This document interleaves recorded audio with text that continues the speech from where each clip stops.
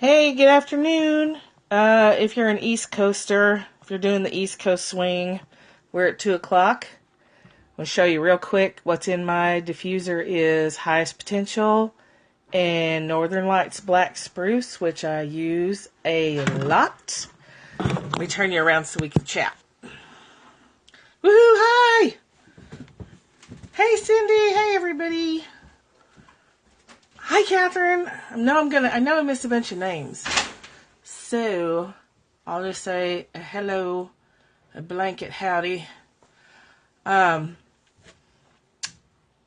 going to talk today about the negative stuff that goes on in this thing here, your head bone, your headpiece. Hey, how's it going? Wait just a couple seconds to let our Lemon Dropper crew get here. Lemon Droppers are Young Living group, a business group that seek to spread the oily goodness of the oils to the world in a non-salesy way, in a non-pushy, markety, kind of gross way. Okay, Cindy, take care. Have a great day. My name's Michelle Wolf, and you can find everything about me at caddyshackdesigns.com. Across the top are tabs for everything that I offer, most of which has to do with this topic. I'm here every day before noon Eastern talking about stories and the stories we tell ourselves and how negative they can be and how awful that can be to whatever you're trying to accomplish in life, whether that's an oil business or personal growth, losing 10 pounds, whatever it is you're trying to achieve, that voice can make or break you. Right? So, here's the first thing I want you to know. You're never going to win. How many arguments have you won with a toddler? 0. How many arguments have you won with a teenager? And teenagers can make you think that you won the argument, but you really didn't. So arguing with that little voice in your head that tells you you're awful and you're never going to sell another kit, and so does a better job than you, and you're never going to be as good as her, and la la la. That voice is, the more you try and push it away, the more you're going to have it. So that saying, what you resist persists, is absolutely true. You can't arm wrestle that voice to the ground, to the table. You can't kick it out of your head. You can't banish it to the wilderness. It's there. It's part of you. The best thing you can do is learn to work with it. And that's what I'm going to talk with you today about, is working with it. Make that storyteller your friend, or at least a benign entity in your head. So how you do that, I'll tell you a few different ways to handle it. The first thing to do is recognize that voice has a purpose. It thinks it has a purpose. So it's trying to keep you safe. So every time you push up against your comfort zone, every time you reach for a higher level of existence, every time you snort some of this highest potential and you feel things shifting and you moving to another level of existence, that voice is going to rah, rah, rah, get really loud. And it's trying to keep you safe. It's not trying to ruin your dreams. It's trying to make sure that you don't get yourself kicked out of the human tribe and die alone, a bag lady in the gutter, which is ridiculous. But that's what it's trying to do. So you don't need to hate on it or spend any energy trying to get rid of it, is really what I want to stress. Martha Beck calls hers Mo, M-O-E, and when she hears that voice rattling in her head, she just imagines patting a little lizard on the head, giving it a grape, and telling it, it's okay, I hear you, go do your thing somewhere else, we're fine. And that's about the best advice I can give you. The first thing you have to do when you catch yourself thinking things that you would never say to another human being on the planet, first thing you do is breathe.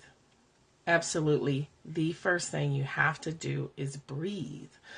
And the breathing technique I teach, I'd love to take credit for, but I got it at a conference, but it works. It's 360-degree breathing. That's 3 breaths in 60 seconds. 360. And the point is to turn your attitude 180 degrees. So you start to turn around the argument with that inner voice through your breath.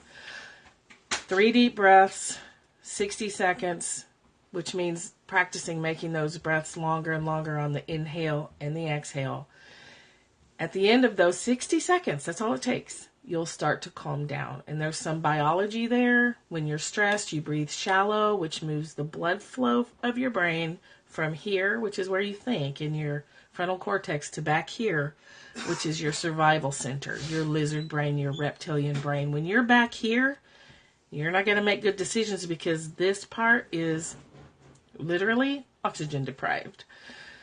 So breathing gets breath, increases your oxygen. It tells your body that you're safe. Shallow breathing tells your body that something scary is happening and it needs to run all the blood flow back here and get ready for fight or flight. You're keeping your body in a state of waiting to react to something that never comes. So what happens is we overreact to little things in life.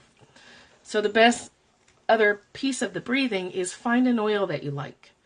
Take your 3 deep breaths, start to come back to the present moment, and we'll talk more about that. And then inhale a particular oil. Stay with the same oil for long periods of time, because what happens is then when you smell it, you catch a whiff of that oil, or you catch a whiff of an oil in another blend, your body will automatically start to really react with relaxation because you've trained it.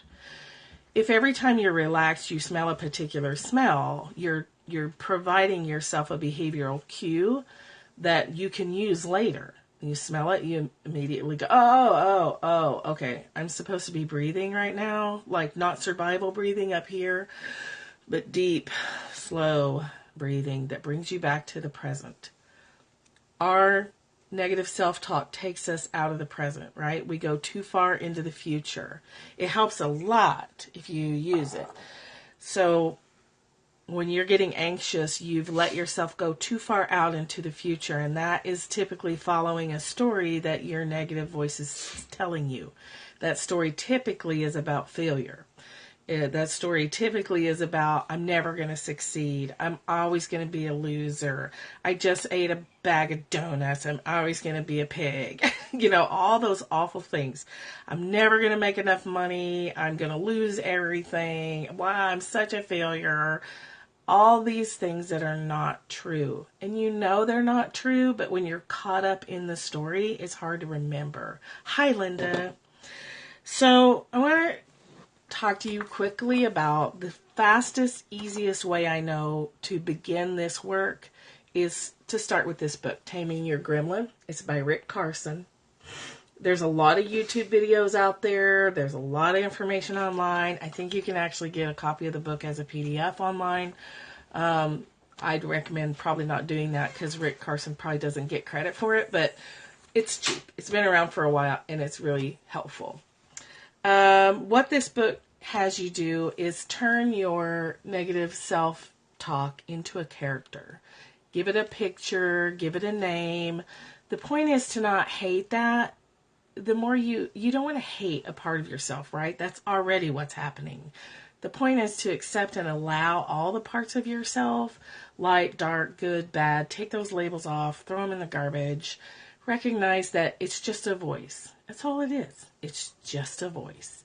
And it tells stories all day long. It tells stories about traffic. It tells stories about people. It tells stories about diet plans and Facebook controversy. It's just a storyteller.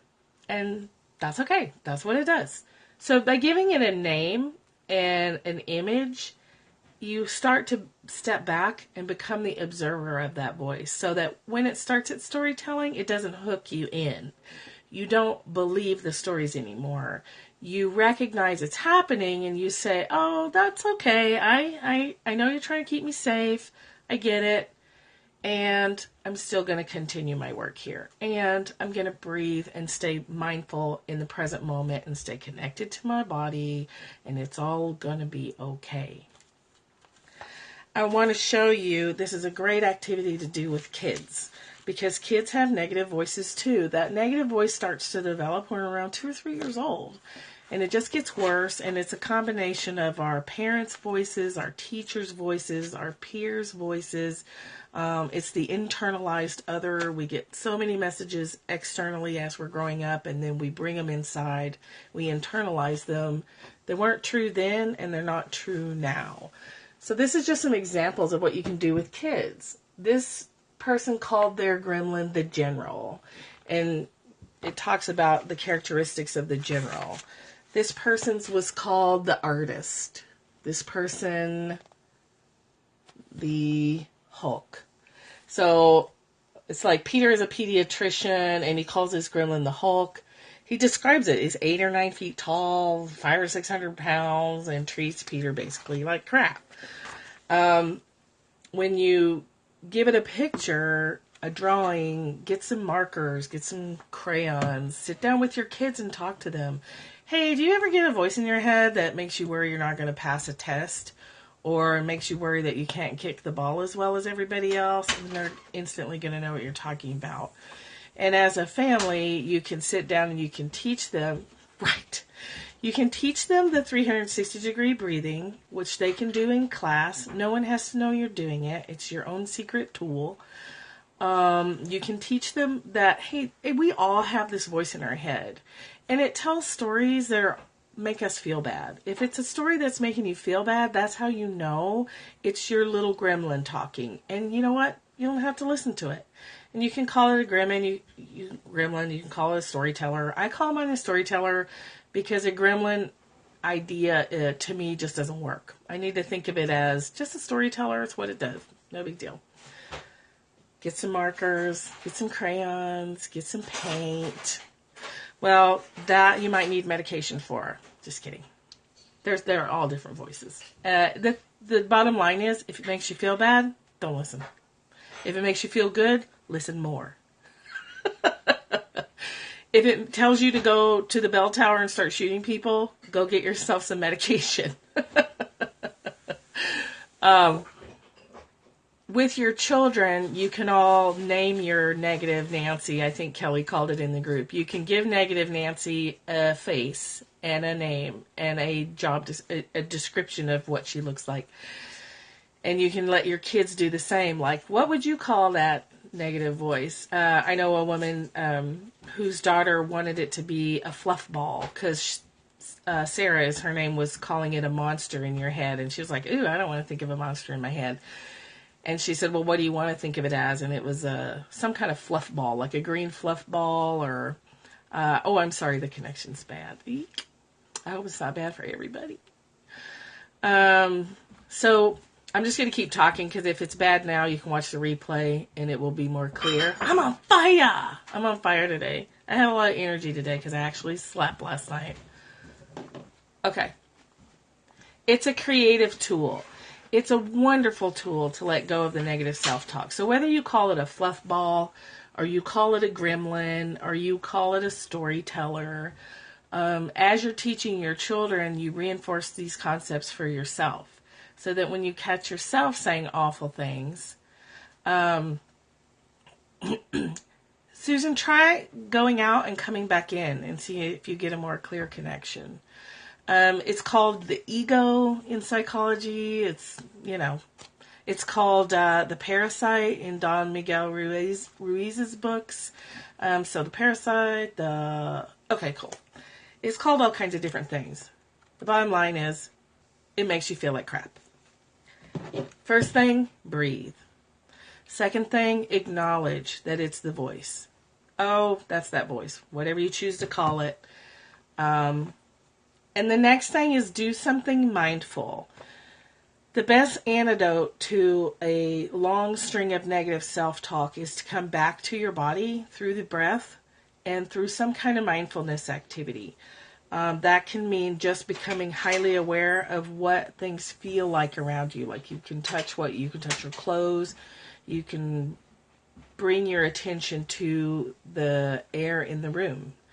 Listen for the noises in the room that you generally tune out. Feel what air feels like coming into your lungs. touch the texture of your clothing, touch the texture of the pen or the paper or whatever you're working with. When you're anxious, you've gone too far into the future.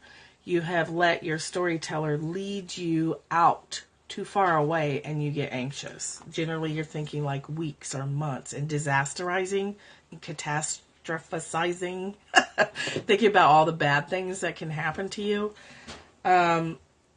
So a mindfulness activity that works really well and also fits with desire mapping stuff and goal setting based on how you feel rather than a number or a intellectual concept is not really a vision board, but mine is a book of images that make me happy. Oh, bummer. Yeah, so stop it. Acknowledge it. Say, hey, I know you're trying to keep me safe, but we're going to do something different now. We're going to deep breathe. We're going to remember that we're okay right now. If we have air to breathe and we're standing upright, we're fine. We've all been through bad things in our life, I'm assuming, at some point, and you came out okay, and you're still going to be okay. Dreams do sometimes affect the day. Sometimes writing them down can help you analyze and see if there's any kind of message. But get a piece of paper or a book and put things in it that make you happy. Go through magazines. This is a great activity to do with kids too. And as a family, as, you know, spouses and your children, find images that just make you happy. They don't need to be goal-oriented. They don't need to be a place you're trying to get. Either just the color makes you happy or, like, I cut this piece out of the magazine because I really like birds and feathers. So I'll be taking those feathers and cutting them out and pasting them with a glue stick into my little book here. I can carry this book in my purse, and when I'm caught up in a negative self-storm, I can pull this out and just flip through the pictures that make me relax. They make me feel good. They remind me that that negative voice is not me. That's not you. If it's not a voice of love that's encouraging you to be your best self, if it's not a voice of kindness, that voice is not you. That's that internalized other. That's your little gremlin, your little storyteller.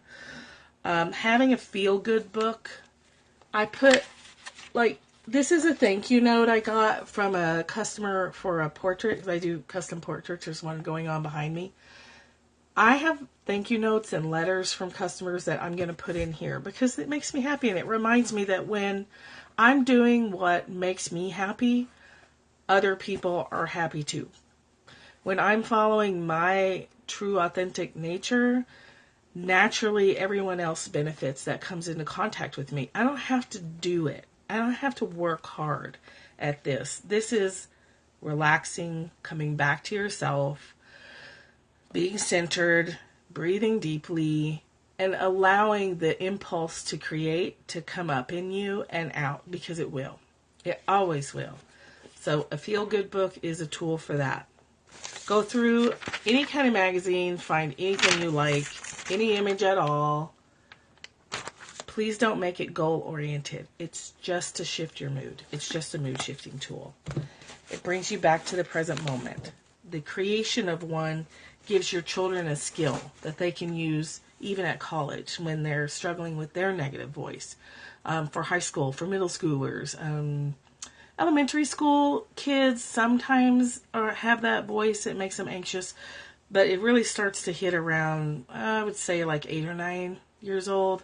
Probably around 8 would be the typical time. When you fight the voice, it gets louder. When you ignore a toddler yelling, what happens? They get louder, and they get louder and louder until you pay attention, and then they make you really sorry that you didn't listen in the beginning. So when you hear the negative self-talk, as soon as you can catch it, just acknowledge it. I hear ya. I hear ya. Yeah, I know that you think this is a bad thing we're doing and that we're never going to be successful. I get it. And we're still going to do it, and it's okay. Just like you would a little kid. I know you don't want to get in the car seat. You're really upset about that. And we're still going to get in the car seat. Just that simple. If you try to talk logic to your negative voice, you're going to lose every time. And Okay. You hear the voice, you catch yourself, you breathe, 3 deep breaths in 60 seconds. You relax, you smell your favorite oil, and then you bring yourself back to being mindful. And you remind yourself of all these things. And over time, you hear that voice faster, and you reach for your tools, your mindfulness tools and your mindfulness activities faster. And you become more and more you're never separate from that voice, but you become more and more of an observer of it. You simply notice. The book calls it simply noticing. You simply notice, and then you remind yourself, there's lots of choices here right now. I can choose to listen to this voice, or I can choose to reach for the voice of love. Yeah, so your pouty little child, you can call your gremlin and you can give her a name and you can draw a picture of her. And when you hear her start to pout, you can say, okay, I get it. It's okay. It's all right. Just acknowledge it. Breathe. Find some kind of activity that brings you back to the here and now. All your power is right here, right now. All of us talking together right now, this is the only power we have. This is the only control we have. You can't control whether that voice exists because you can't make it non-existent. You can control your reaction to it. You can control how much you engage with it. So the negative thoughts continue, but you don't do that dance with them anymore. They come up and ask you to dance and you say, I don't think I'm going to do that today. I think I'm going to do something related to my business that makes me happy. So you're slowly moving, from a business perspective, you're slowly moving from an attitude of get, which can be desperate feeling and it can really be off-putting to potential customers or clients. If you're coming at them like, I got to get this. I got to get money for the mortgage. I got to get more clients. When you have that underlying get agenda, it doesn't work. So you're flipping from a grasping with your hand to a receiving and a giving. So when you give, your hand is open. When you receive, your hand is open. When you're in get mode, you're grabbing. And that damages you and it damages the other person. Being aware of the negative self-talk is the fastest way to flip that. You think to yourself, what value can I give today? What oil story can I share today? Because if you remember, you got into the oils in the first place because you were so excited about the changes in your life.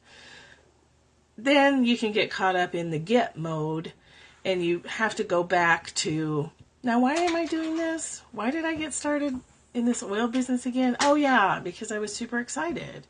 And you go back to being super excited and you think, how can I share today? What value can I give today? What oil am I using right now and who can I talk to about it? And you just let your natural enthusiasm, your authentic, true heart self be forefront. Not the desperate, negative self-talk, scared self. That part takes a back seat. It doesn't go away, but it takes a back seat. What questions do you have about this? If you haven't really tried it, I'd really encourage you to give it 30 days. For 30 days, practice breathing deeply, 3 breaths, every time you catch yourself in a negative self-talk storm. Practice with the imagery of giving it a name and an image so you can just talk to it like it's just another part of yourself. You don't weight it. You don't give it all the weight to make your decisions. You can do these activities with your family. Find some mindfulness activities that you like. Walking slowly. You don't have to sit on a cushion and meditate if that's not your thing. But you can listen to a piece of music. You can pet your cat or dog. You can go find your kids and really look them in the eyes and love them for a minute. That's a great mindfulness activity, or your spouse. Really bring your focus here. And then as that calm descends and arises in you, you'll know what to do next. You'll know how best to share yourself with the world through these oils, if that's what you're so excited about. You'll connect better with people. 108 deep breaths on your way to work today. That is great. That is great. With your mala. This is a prayer bead mala that I'm wearing. It has 108 beads on it. So sometimes I'll just go through the beads and think the word love. Or I'll go through and think the word relax. Anything to bring myself back. It sounds complicated. It's not. It also sounds easy, and it's not. So what questions have you got? I really encourage you to do. If you don't get the book, you certainly don't have to. It's short. It's simple, because this stuff is simple. We want to make it hard, and that's a piece of our negative self-talking too, is like we have to make it all complicated and we have to make it difficult, but that's our mind staying in control. Sit down with your kids and talk to them about this and help them make pictures of their gremlin or their fluff ball. Let them name it. Let them decide. Is it something scary? I generally don't recommend that with children because then they have nightmares. It's just another part of them. It's a rubber duck. It's whatever. Does this make sense? The whole point of this is to take control of what's going on in your head. Again, it's the only place you have control. You have the choice of listening to that voice or not, and it takes practice. Yeah. So just practice it. Don't take my word for it. Try it. Try it yourself. 360-degree breathing to turn 180. Give your little gremlin storyteller a name and an image that you can work with, and just stand back as the observer, not fighting against it, allowing it to exist, and just detaching. Just stepping back, just detaching, and then go on with what feels good for you in your business. If you're hammering too hard or you're forcing too hard, that's not going to work.